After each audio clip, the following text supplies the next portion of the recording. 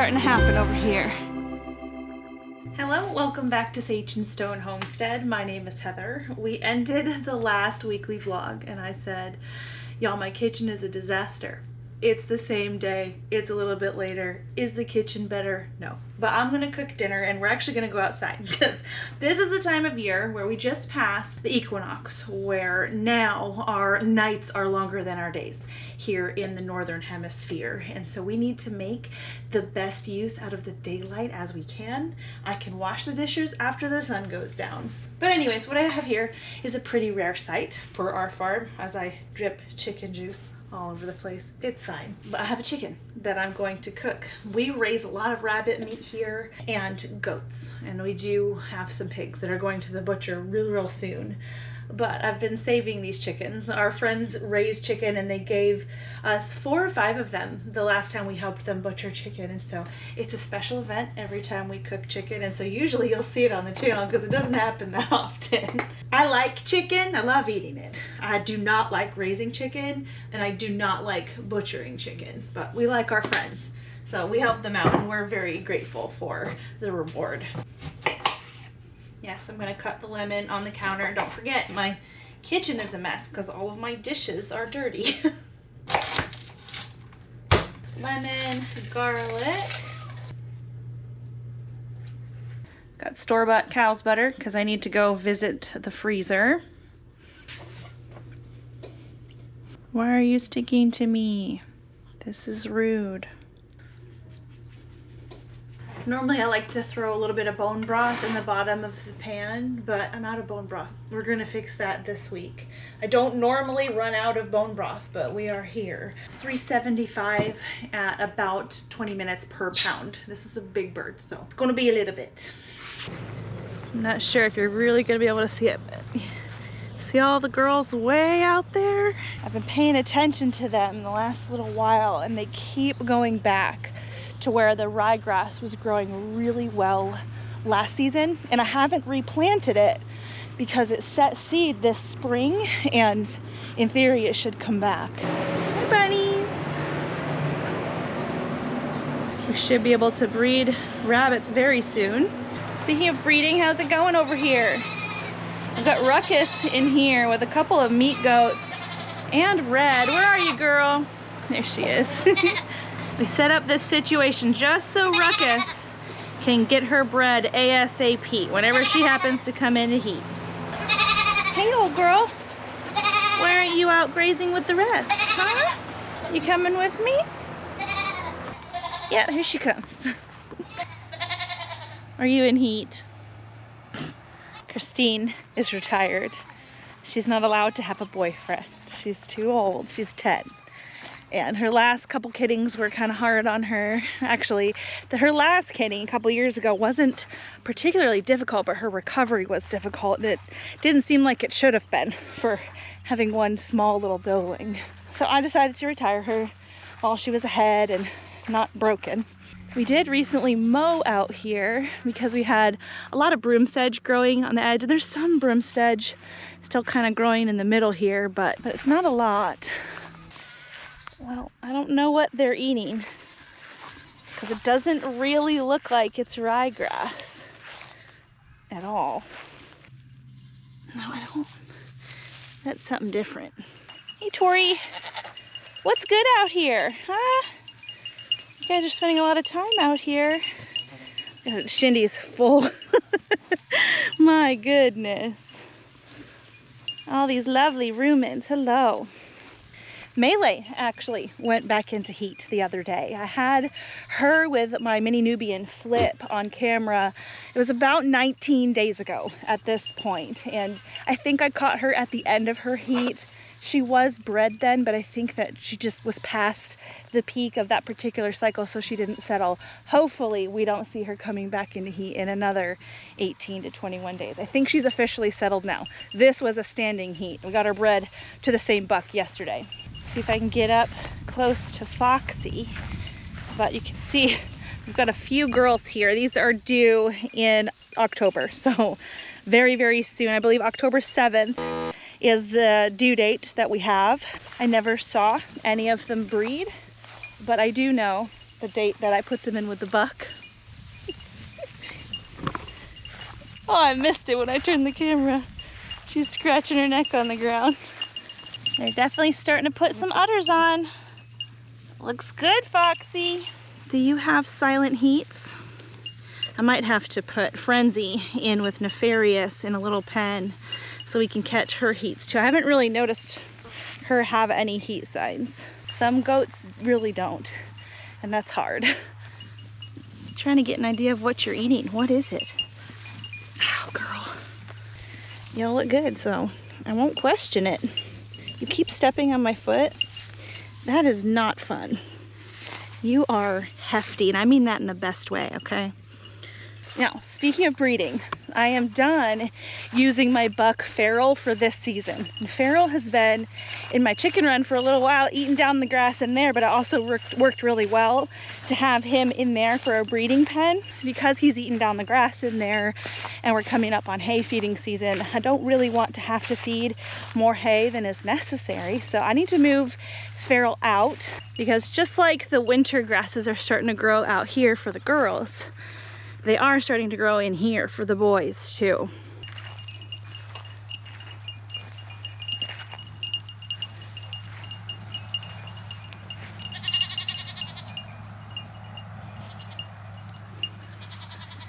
This wide load. Girl.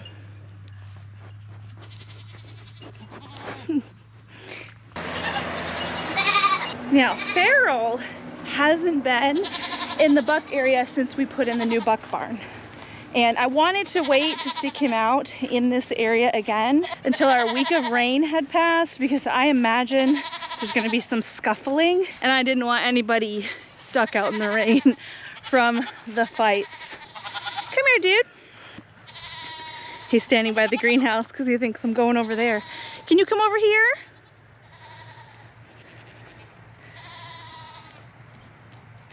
Now, you'll see some stuff in here that looks kind of long. Most of this is broom sedge, which does not provide him with enough nutrition at all. He's a big boy.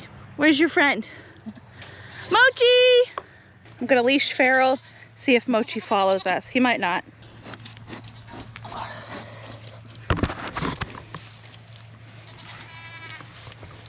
Come here, dude.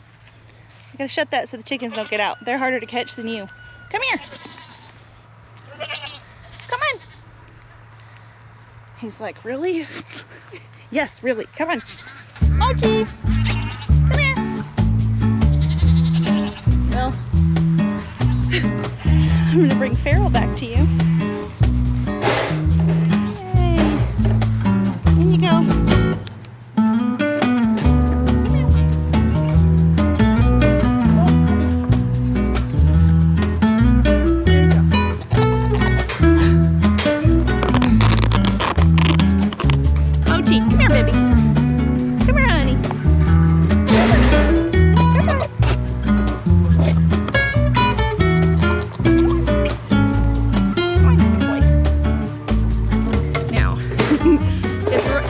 Season, so tensions are high.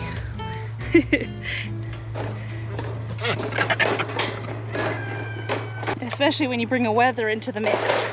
They think it's a girl. Oh, sorry, Mochi. There's a few wethers out here. If they really get on his case, I might have to stick him in with the girls.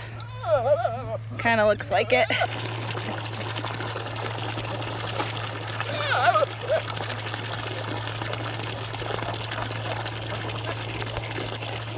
See, Willie's a wether, but he's old news.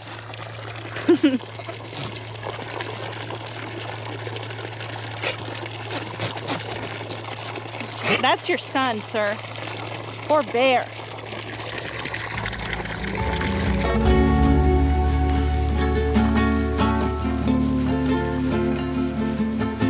Let's see what Feral thinks of the new buck house.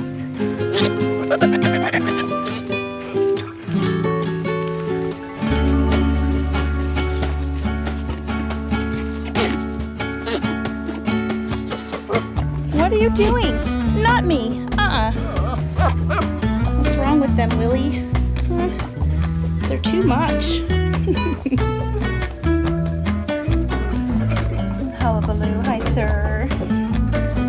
lovely Flip.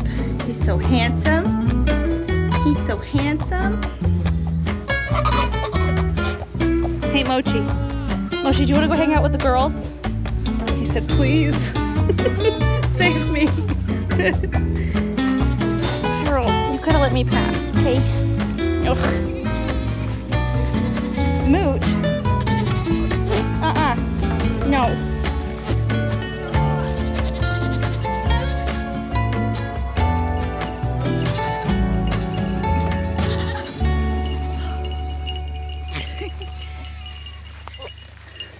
There we go. Here's Mochi.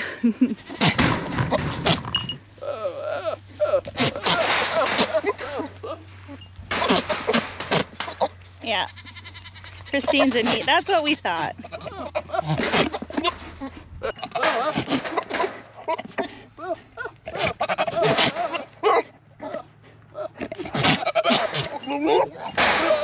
Oh, you be careful. You're gonna hurt yourself.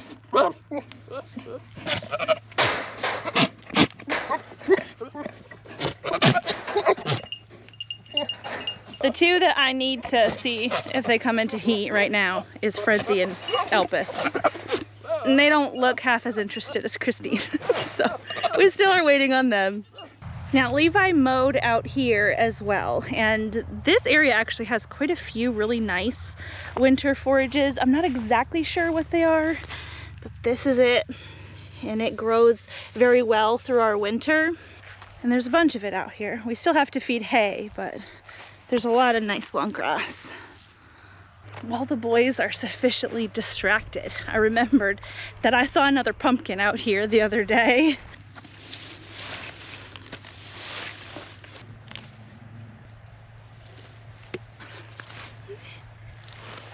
Actually forgot how spiky the vines are. That's a good sized one that I lost in there. There's a vine, who knows? Maybe there's more. I don't see any though. The girls stopped being interesting. That's probably okay.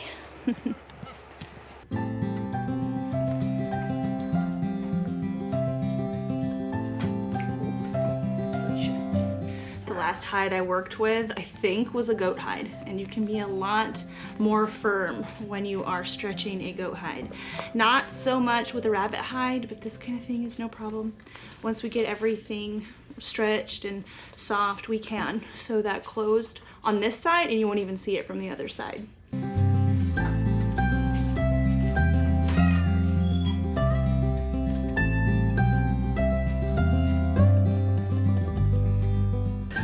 These hides that I have here are not going to be fully dried and fully stretched by the time I go to bed.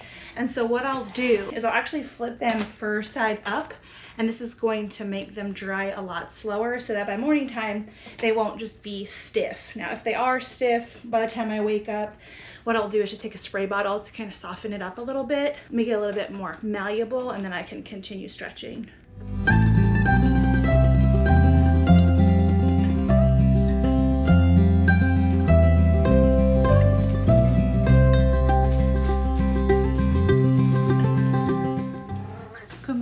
It has been a little less than a week since I started these seedlings for the fall time. I do have quite a lot of germination in here. There's one row that hasn't germinated yet, but it hasn't been super long. But look, these are the bunching onions on this side, the beets, the mystery row. I'll have to double check what I actually planted. I know I planted some kale.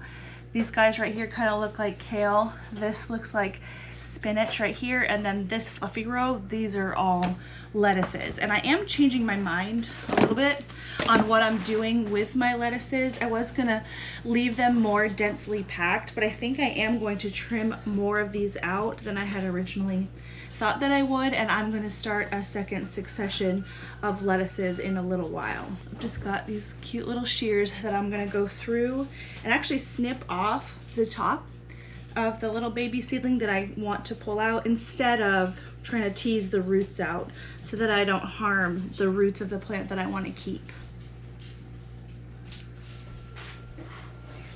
There we go.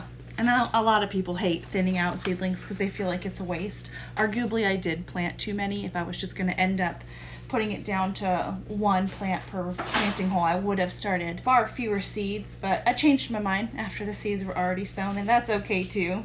These are the plants that are left over, and you could rinse them and put a little salad dressing on and eat them. You can see these little ones right here that have pink stem. Those are actually extra beet seeds, which I intentionally planted 1 or 2 beet seeds per tray or per cell here, and we did get 3 or 4 in some. So I think the theory that the 1 beet seed is actually several is probably true. It'll be interesting to see how many more potentially germinate. I've got a plan for these, and it's not eating them myself, although I could.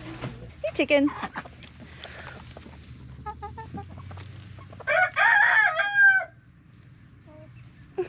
They're like, why did you put it there instead of the ground?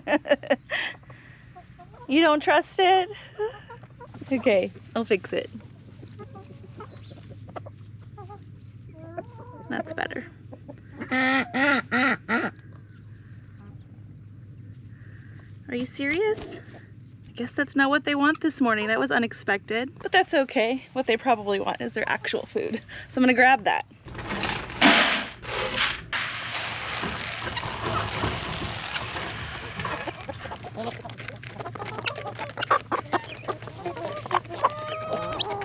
Normally when I pull the goats out of the chicken run, I will put the chicken's food right back in the chicken run so they all have a little bit better access to it. They all get food when they're fed through the fence. They just have to wait their turn. But I'm thinking about actually pulling Frenzy and Nefarious and putting them in here temporarily until Frenzy winds up bred, because I don't know, I've not seen her come into a heat ever, and I'm sure she is.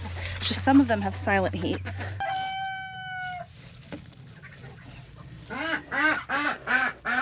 I am still getting eggs. It's almost October at the point of filming.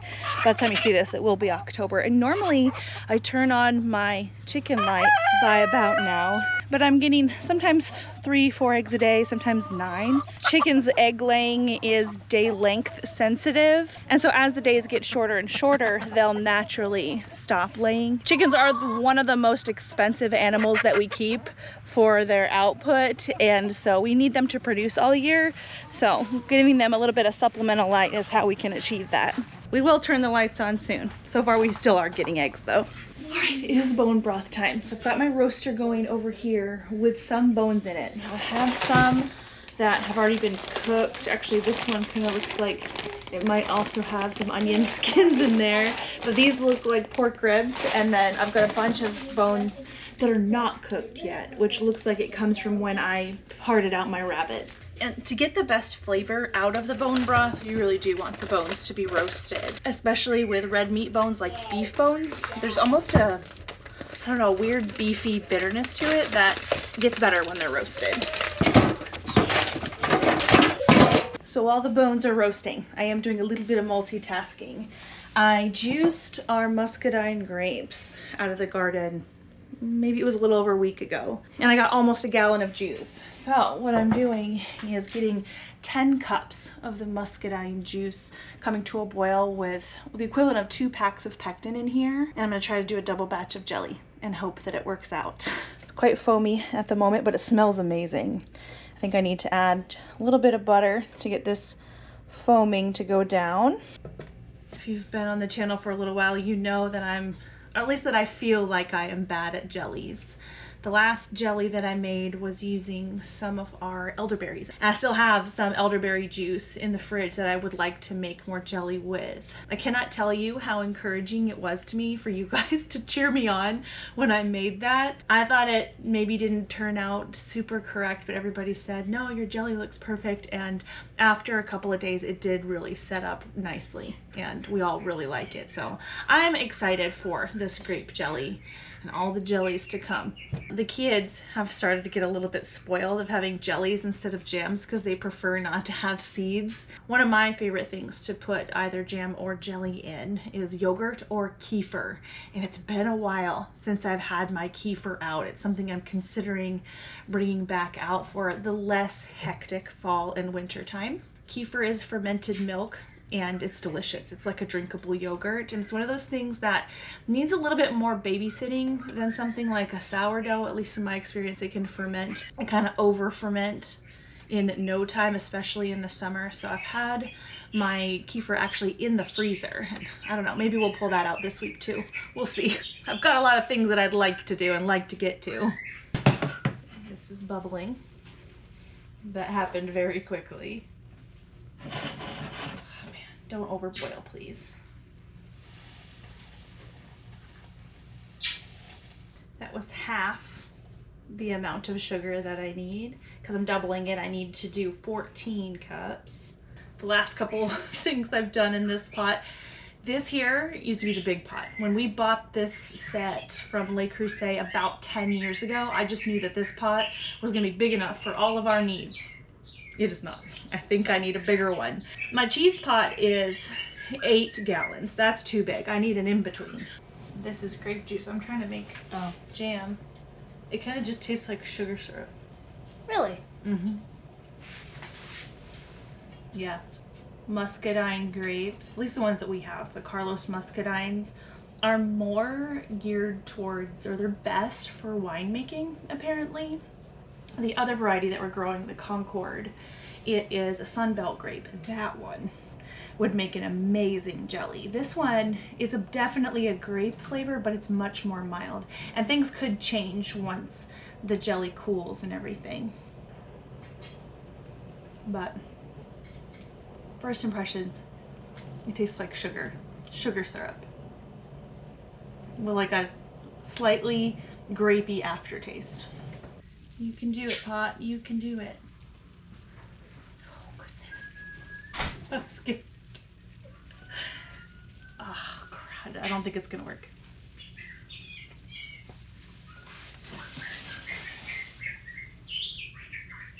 We might not get to boil for the full minute, but you know what? That's probably gonna be all right. The pectin that I'm using today is apple pectin, and that has been very kind to me in the past.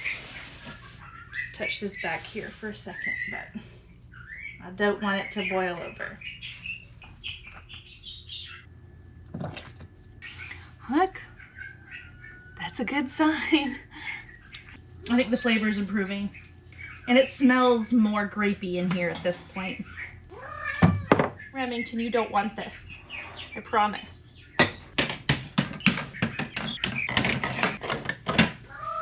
Remington. I'm eating out of the pot back here, and it's delicious. It's taken on a flavor that reminds me a lot of applesauce. I have no idea if that has to do with the apple pectin, or if it's just that white grapes kind of taste like apples. But it's reminding me, one time I made the most delicious pear jam, and it had vanilla as an ingredient, like vanilla bean seeds. I feel like that would be an amazing addition to this jam. Because yeah, it's reminiscent of apple, but also pear. Really good flavor. This is very exciting. So funny thing, I just shut off the canner. It was done with its 10 minutes. But I had come out to shut the irrigation off in the greenhouse, and Frenzy was yelling. And at least with her grandma, Christine, that's a sign of heat. And I think she's wagging her tail.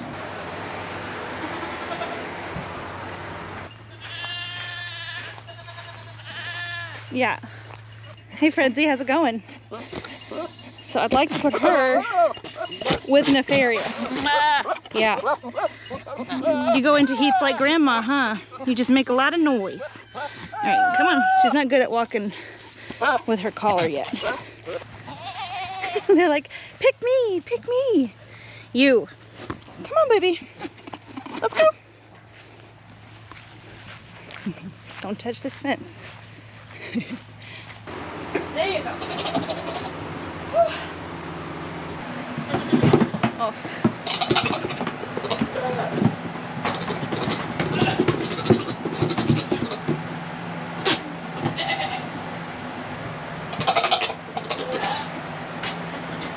Woo! Yay! No, not you, Ruckus. See, Elpis looking pretty interested.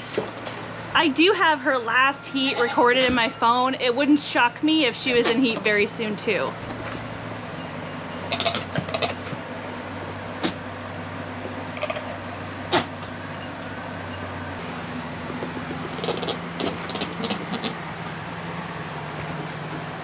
Well, I just saw it a second time. Frenzy's a little too interested in the feed that's fallen down on the ground, and I don't want her to get sick. Some of it's probably moldy, so got 2 fall-offs essentially. That's good enough for me. You did it, guys. Yeah, I don't want you eating that. Come on.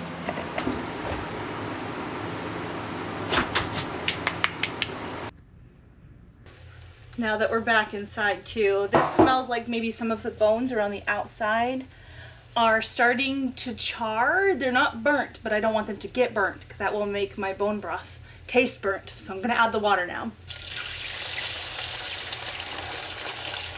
Gonna add a hefty splash of ACV, which is apple cider vinegar. It's gonna help get as much goodness out of the bones as we can.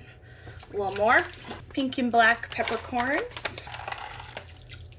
It's probably about a tablespoon's worth. A few bay leaves. And I'm gonna throw in a couple heads of garlic and some onions to keep it simple. We are transporting a couple pigs, to the butcher very soon.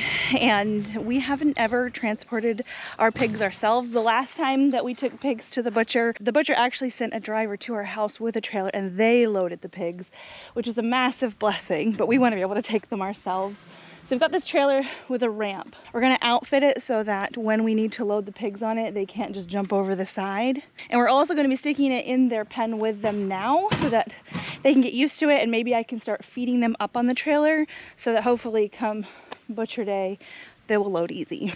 A potential problem. Yeah, what's that? When that's not hooked to a vehicle, when they step on the back, the front's gonna wanna go up. Cinder blocks, I've got them. Yeah. Yeah. So we had some extra, this is sheep and goat panel.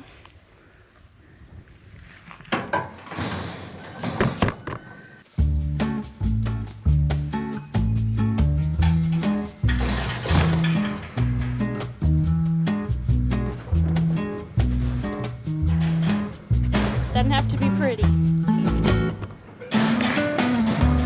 I should get. There you go. What he's working with here are these metal zip ties. There's a fastener tool as well. Doesn't seem to be needing it right now. Should definitely buy the refill pack of these. You like them? Yeah. Yeah, they're pretty nice. It's the fact that they won't dry rot in the sun. Mm-hmm. In theory, they shouldn't rust. Right, they're stainless steel. There's different grades of stainless, so we haven't tested them for longevity, but in theory, they seem better than plastic as far as being out in the weather and not getting chewed up by animals. Yeah.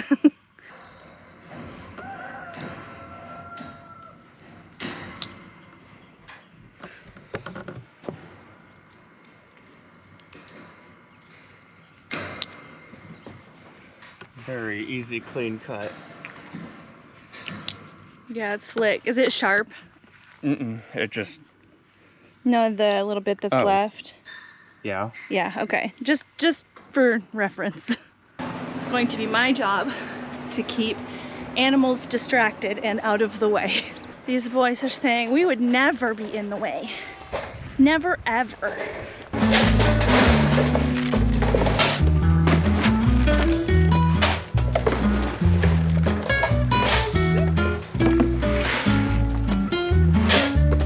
One, two, three, 4, 5, 6, 7, 8, 9. Perfect.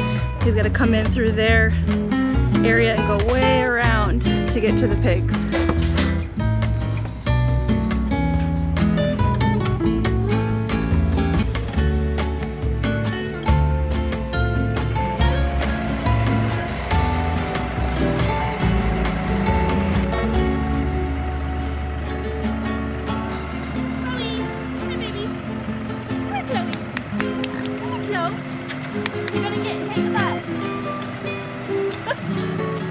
She doesn't care.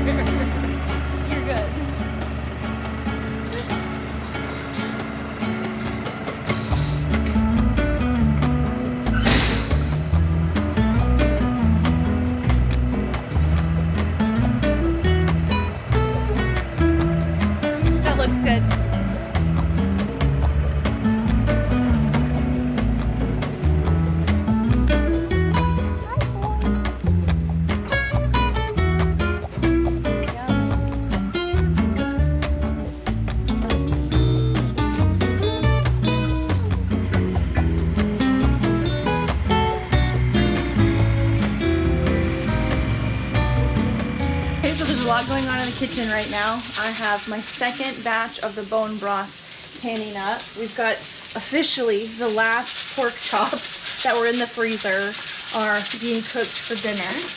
We're gonna go out and feed the excess to the chickens. I know they're gonna love it. And they're gonna pick out whatever spaghetti squash I didn't get. Here's our side for dinner. It's spaghetti squash, chev, bacon, and peas with salt and pepper.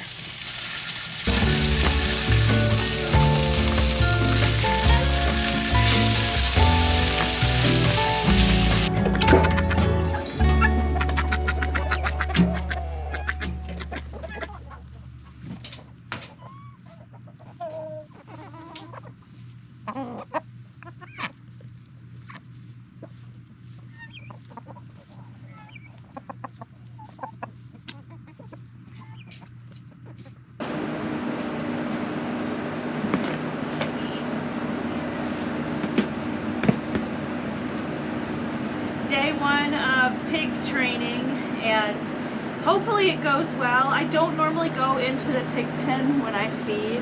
I don't really trust shake and bake, to be honest. Chloe's fine, but I feel like in order to train them to load up onto the trailer, I need to go in there.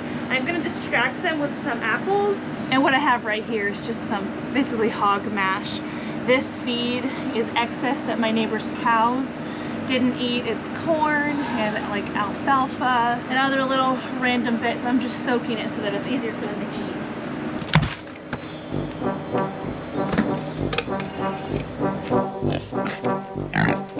Oh, they're scary.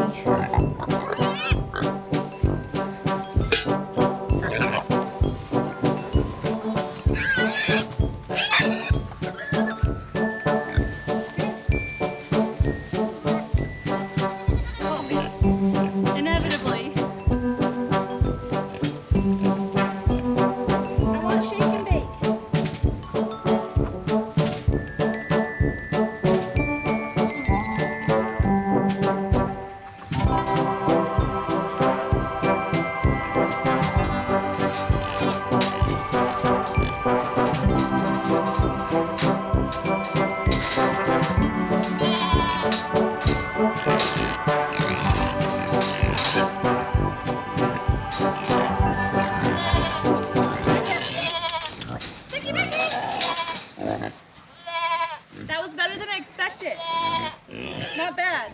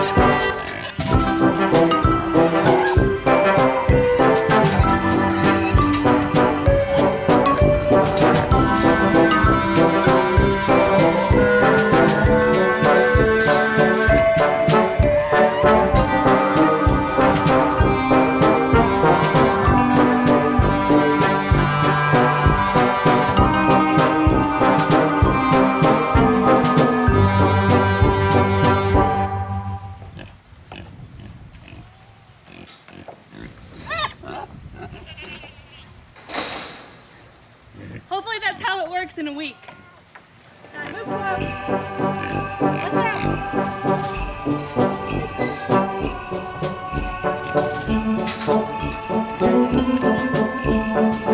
Watch out. Okay. Good morning. So funny thing happened. Last night I was setting up the bread recipe that I make a couple times a week. And I had the starter, the lard, the honey, and the whey already put together. And I went to go put some more flour in my flour bin that I have back here. And I said, honey, when you told me I had half a bag of flour, did you mean this half a bag of oats over here? And he said, yeah. So when he went to the store the other day, he thought we had enough flour and that he didn't have to pick some up. But we did not have enough flour, and because I had already had basically most of the ingredients put together, I decided I would just use all whole wheat flour for my bread. which I haven't actually ever done before. Our regular bread recipe is about 3/4 bread flour and 1/4 whole wheat. This is 100% whole wheat, and it's going to act a little bit differently, but it still should be very good. Actually, most of this is einkorn flour, and einkorn flour does have less gluten. I just really like the flavor of einkorn flour. We don't need to consume less gluten, but I can tell already that it does act differently than normal. It's a little bit stickier than I'm used to, and I do have the tiniest bit of regular flour that I'm gonna lay down.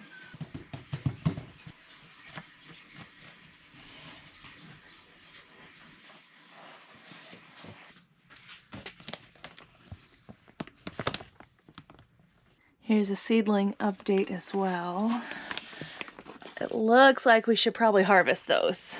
There's some more lion's mane up here as well. I'm gonna give that another day or so. Oh my gosh. Let me see if I can turn some more lights on. These mushrooms are absolutely gorgeous. Golden oyster mushrooms, and I know that they're ready to harvest because what the mushrooms do is they start out kind of capped over like this, and then as they mature, the cap sort of flattens out, and at that point they'd start releasing spores and just be a little bit less than ideal. But see, we've got nice, it's kind of still curved over right there. This is a good time. Actually, just a couple of days ago, they looked almost exactly like that lion's mane mushroom out there. I got a little bit worried that maybe the packaging was wrong, but no, it was just this giant cluster at a very young stage. So, oh goodness. I'm trying to figure out how to harvest this. Might have to harvest it in sections. Yeah. So there's one. We should weigh this.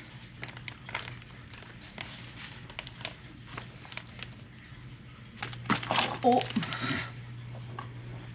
there we go. Beautiful, huh? Oh, they smell so fresh. And I don't know if it's just the way they look, but almost lemony. This here's what's left, and the block still looks really good. We'll probably get another harvest out of these. So what I'm gonna do is actually close up this side. I'll probably tape it. I'll cut a different hole and soak it, and we'll get another harvest in just a little bit. 1 1/4 pounds. 1/2 kilo for my friends across the pond. What I'm going to do is leave this bag loosely tied and put these in the refrigerator just to help keep them fresh. And I want to use them within a day or 2 or 3. I have stored mushrooms like this in the fridge for up to a week while I waited for more to come to maturity so that I could preserve them. But I want to cook these, so I'll be looking up some mushroom recipes later. If you have some, I would love to hear them down below. Obviously, by the time this posts, these will have been eaten, but you know, for future harvests. It's been about an hour that these have been rising, and we've got a little bit of rise on one. You can see it's domed up a little. It is going to be different than my normal loaves, but it still should be very good. I am going to cook this a little bit longer. I normally do 375 for 50 minutes. I'm going to choose to do 55 and then look at it.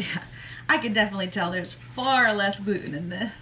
It's just not as like springy, but it'll be good. Okay, before, after. There we have it. Now, whole wheat bread is more dense than non-whole wheat or the sifted wheat breads, and it also is darker. Sounds done though. Bread is considered cooked if it has an internal temperature of about 190, 195-ish. Can you see that there? It says 194, and it's slowly climbing, so we're good.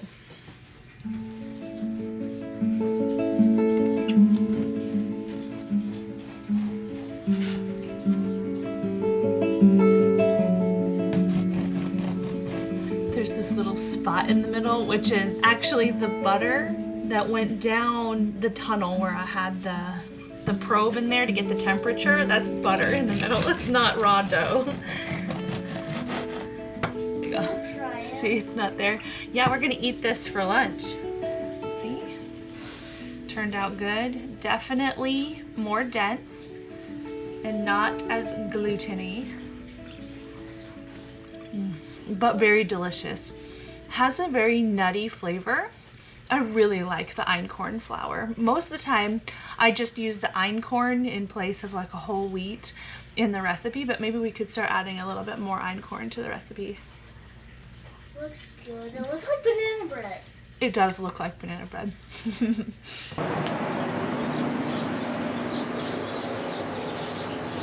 Babsy! Babs is really good at playing dead. I did clean out a couple kidding stalls. I do have to get that excess out of the hallway. We've got this one all ready to go. And I did that in a flash last night because I realized I did my math wrong on my due dates for the Nigerian kidding season that starts on Thursday. So I put my does with the bucks for the fall kidding season on May 10th. And when I did my calculation for the due date, I did the calculation for 150 days, which is fine. That's kind of average. Goats can give birth from anywhere for about 140 days for like a Nigerian dwarf, up through about 155 days. It's kind of a wide span, but in general, Nigerian dwarves will kid around the 145 day mark, and that's been true for my Nigis and Margie. Now, I don't have any official due dates because I didn't see any of the deeds done, but because of that first time I exposed them to the bucks, they could deliver as early as Thursday. So just a recap of who's going to be kidding. This is Tempest. Right there, we have Margie, who I think is going to be one of the first to kid. She's very, very wide. Stormy right here, who could be carrying quads. Winnie, who has a single. Don't you? You're looking so cute. And then Miss Foxy over here, who has 2 or 3, according to the ultrasound. Foxy and Margie have the most going on as far as their udders go, so I'm watching them pretty closely. But we still got hard ligaments. I win. Winnie's been letting me touch her udder. Look at that. It's sort of amazing. I have not intentionally desensitized Winnie to that at all, so I'll take it. Margie girl, can we look behind you? Oh, thanks. Oh. Margie has a pendulous udder, but it's growing a lot. And she's not gonna let me touch her right now. Oh goodness. So yeah, when I realized my math mistake yesterday, I hurried up and got at least one kidding stall cleaned out and ready to go, just in case someone happens to need to go in it ASAP. My bets are on Margie. So having said that, through the month of October, I'm gonna be pretty preoccupied with my goats. I'm gonna try to keep a consistent posting schedule, but things could change. The goal is to have a regular weekly vlog as normal, hopefully posting on Fridays as scheduled, and then like a supplemental video at the beginning of the week. I tend to like to post my kidding videos basically as soon as I can get them edited, so things are going to change a little bit. We'll see what I can manage. Usually I'm pretty occupied with my does during kidding season for obvious reasons, so things might look a little different in October, but it'll be worth it.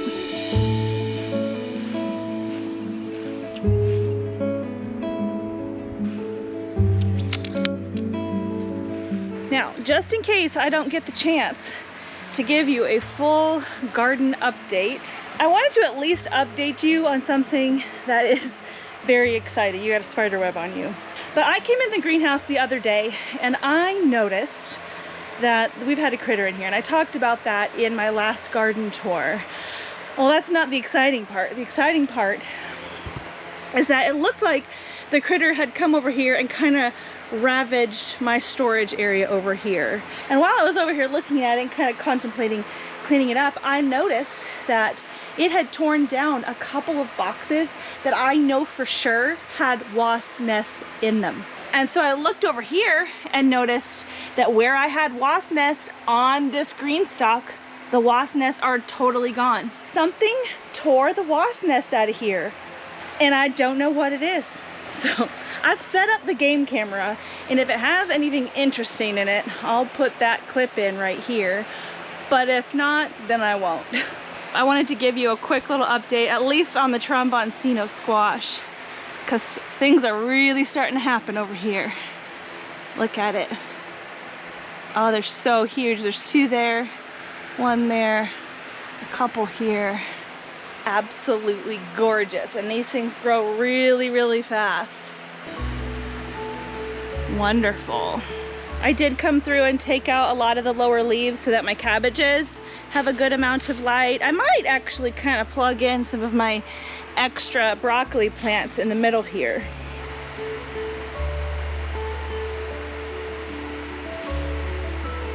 There we go. Fill that out nicely. Anywho, that there is the vlog that I have for you this week. It's ending a little bit early, but I think I need it to. Baby goats will be on the ground very soon and I'm so excited.